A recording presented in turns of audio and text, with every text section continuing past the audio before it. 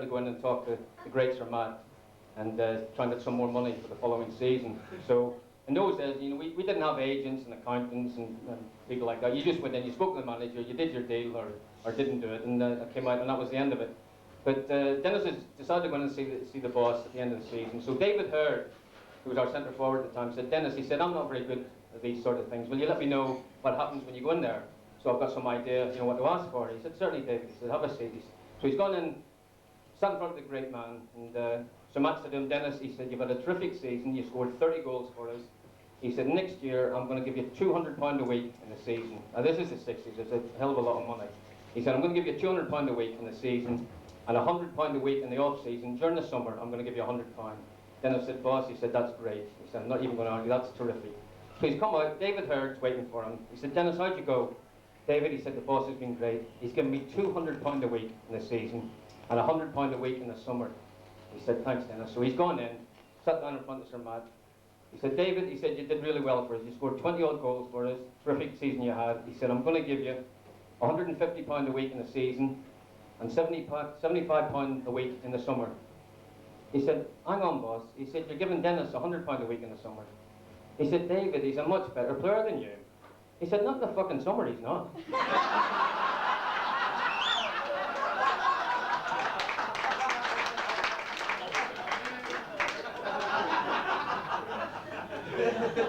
I'm also asked as well, the press, I get a little stick from the press, and someone said to me, how do you handle it? And I said, well, I'll tell you the truth, what I do, I had a phone call about 2 months ago.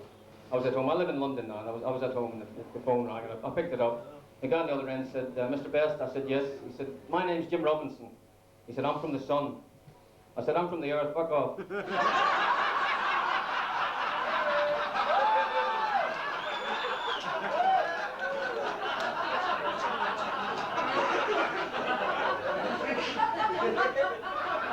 And when Rodney comes over from the States, he tries to keep up with all the news, because we do quite a bit of work on TV and radio, and he's always asked me, he said, what's these stories? I keep hearing about homosexuals playing over here now. Is it creeping into the game? So I said, yeah, it's changed a little bit. I said, you remember the days when we played? They used to pull your shirts. I said, now they lift them up.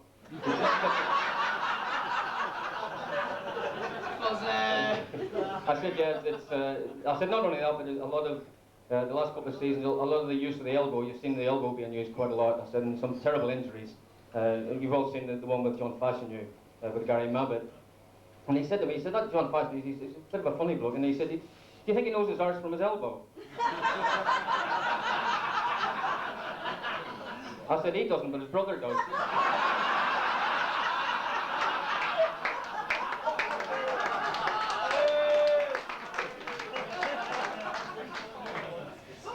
And of course, he's always asking about dear old Gaza, what's going on for him. Actually, I'm glad Gaza came along. I thought I was a nutcase until he arrived. I mean, is he bonkers or what? But, and what's his pal called? What about him looking after you? I mean, it's Five Bill. That's a compliment to call him Five Bill, isn't it? I used to do a little thing about Gaza, and I used to say, the number 10 on his back is not his position, it's his IQ. And he actually, Gaza, he's not a bad lad actually. He goes to the hill farm that I go to. You believe that? Or not?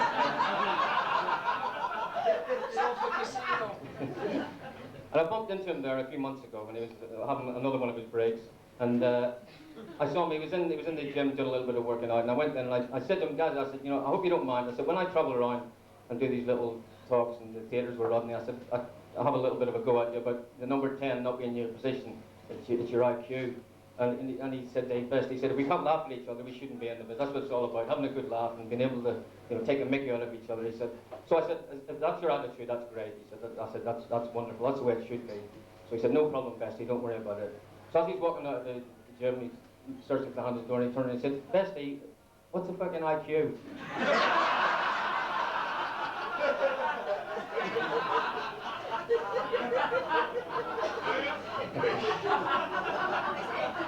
Yeah, what is it? I didn't know.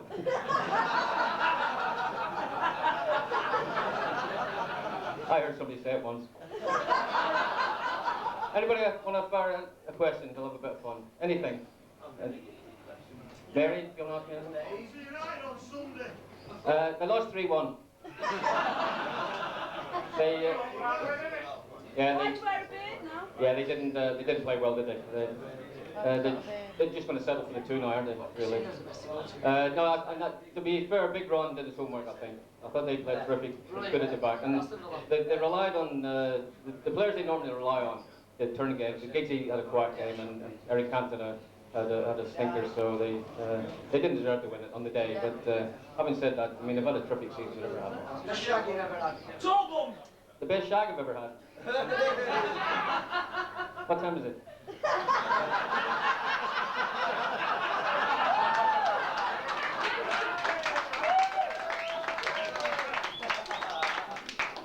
Anyone else? Torbung! Charlton! Charlton? Yeah, Torbung! Where's he from? Torbung! Fucking Gaza! Fucking Georgie Sutton and you fucking what? That was Peter Beardsley. What's your phone number? Tell you later. Lucius George! Huh? What was that? Who threw their voice there? Georgie, Yes. what did Sabat say to you when you looked up at that flat in Chelsea when you should have been playing at Chelsea? What did he say to you? Do you remember when he shouted up at the windows, kid? Should have been the bottom. Yeah. I can't remember. I can't remember. No, actually, he used to send somebody looking for me. So I'm the only person that spent more time in Sir Matt's office than he did. Getting a mulligan. Anyone else? Barrett? Gentleman here. Oh, Mike. Sorry, Mike. Do you regret what happened at United? Do I regret? At the end? I regret I didn't stay longer, but things were changing. I think the game was changing as well. They were starting to play. There was numbers more than the positions. You know, they stopped playing the wingers, didn't they? Really, and it's amazing to think that we won the European Cup in '68, and 4 years later they were in the second division as it was then. But football was changing. I stopped enjoying it because it was becoming like a job, which it had never been. I wish I'd have stayed for another 10 years. Yeah, it would have been great. What happened there? Did Matt Busby just leave and leave everybody to it? Well, I think what happened, unfortunately, when you look at the team that won the European Cup, within 5 or 6 years, our squad, Paddy Crernan had gone, Bill Folks had gone, Dennis went to City. 5 or 6 of the main group of players, got the retirement age. Bobby finished as well, all around about the same time. And it was very difficult to replace great players like that with other great players. So I think that they were buying badly as well. And a lot of players that wanted to come to Manchester United weren't signed. And it wasn't Busby's fault because he'd gone. And they tried all sorts of different managers. It was just a bad period, but at least they've come back. So. Would you rate yourself against Ryan Giggs? Everybody's saying Ryan Giggs is like George Best. I don't think he is. Yeah. Funny enough, Rodney and I were talking about it, and I hate comparisons anyway because it's different eras and the game changes. But someone asked Rodney that recently, and because I didn't want to answer it, and Rodney said, "Well, I'll answer." And he said, to be quite honest, he said, "I've seen this kid Giggsy." He said, "I think he's going to be a great player. He needs a little bit of work in certain areas. I think his final ball is a little bit, his right foot, but he's such a naturally gifted player.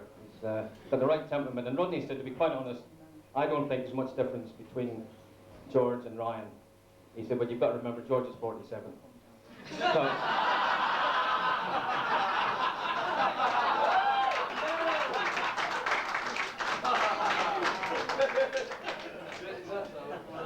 Someone asked me recently as well, we were doing a football night, someone asked me, we were talking about players today that get caps that really shouldn't, and someone said to me, do you think Carlton Palmer is a better player, a better footballer than Jeff Thomas?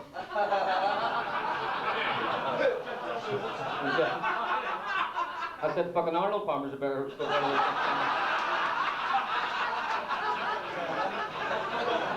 Have you seen that Carlton Palmer?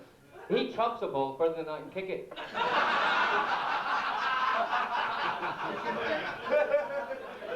Someone hit their hand up there. Pardon? What about them? Yeah. I'll tell you what, I must admit, me and a pal of mine had a big bet on them in the cup this season before they played Oldham. So we were a little bit disappointed, but they did. No. They made up. They got me a couple of bottles of champagne. You did, didn't you, lad? Send me a couple of bottles of champagne now, and I'll see you after this. No, I thought they did terrific this season. They did really, really well. Got any favourite players at the moment? Favourite players at the moment? My favourite player playing in England at the moment. I like Peter Beardsley. I think Beardsley is a terrific player. I think Cantona, if he get his head together, is terrific. What about the young ones? The young youngsters that are coming up now? Yeah, I think there's a lot of good young players. I think the kid at Tottenham, Barnby, is a good player. Robbie Fowler, I think, is a terrific player. I like Rob Jones as well at Liverpool. And United have got some terrific young kids coming through. I think the team that played in the Youth Cup the last couple of years, I think they've signed up almost every kid. So they've got a lot of good young kids. I think the signs, it's nice at the moment because I think the teams at the top of the league, the Premier League, are trying to play the way it should be played. And at least playing with wingers, and United are, of course, and winning things. So let's hope that continues. You think the midfield word has spoilt the game of football? Because whenever you ask a schoolboy now where he plays, he says midfield, and you say, well, where's that? And he goes, well. Well, that's the problem in this country, I think, England, is the people or are the people who are teaching our kids are not teaching them how to play. I mean, Graham Taylor, I was asked before, when he was about to lose his job, and they asked me who I thought should take over as the England manager. And I said, I'm Irish. I want Graham Taylor to stay. But they have a guy in charge, and the lads, the players will know of him. Some of you might know, a guy called Charlie Hughes, who's the director of coaching at the FA. He has our kids, the young kids coming through, and he's the one who's in charge of all the coaching and the training. And what he did once, when they went to one of these schools of excellence, he was showing them videos one day, and he stopped the videos.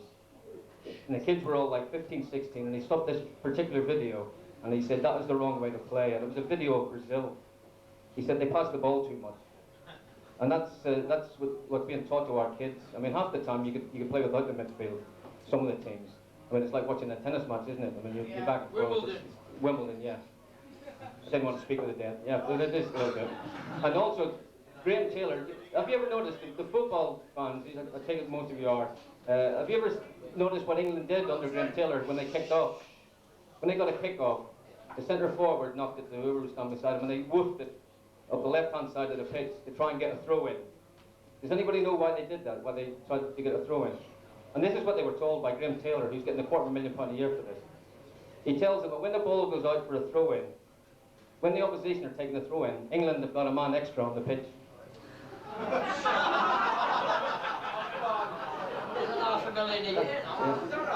That's what he tells them, yeah.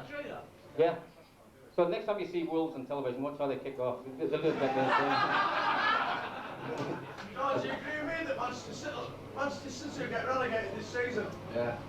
I'll tell you what, they're going to find it very tough. They're going to find it very, very tough.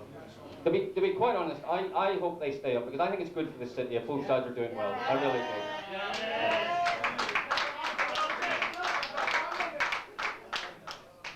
Top 5 players in world you've ever played with or against, including yourself. The top 5. Well, I would say that Pele's up there. I mean, you've got to put Pele up there. Actually, you could put almost any Brazilian from the 60s and early 70s. But Pele would be one. Platini, I was a big admirer of Platini. Bobby Charlton was one of the greatest players I ever did. I've never seen anyone beat a player as easy as Bobby did. And present day players, I think if Ruud Gullit hadn't had so many bad injuries over the last few years, this guy's a genius. But he's been plagued by injury, and he's playing at half pace at the moment. Still, he scored something like 17 goals already. But in those days, there were so many great players when we played. Beckenbauer was a great player. Bobby Moore was one of the best defenders of all time in any era. But there was Eusebio was a great player. But my favourite player of all time was a guy that played for Real Madrid in the 50s and early 60s, Di Stefano. He was the greatest player I ever saw.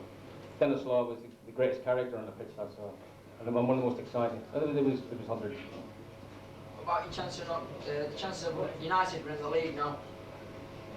I've never changed my mind from the start of the season. I said I thought they'd win the league from the start of the season. I don't see any reason. Tonight's result was great, plus last night's.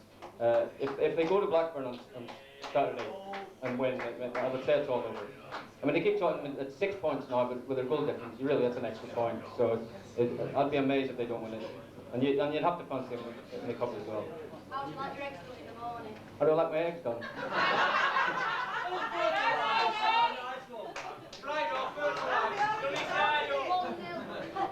I don't get up in the morning.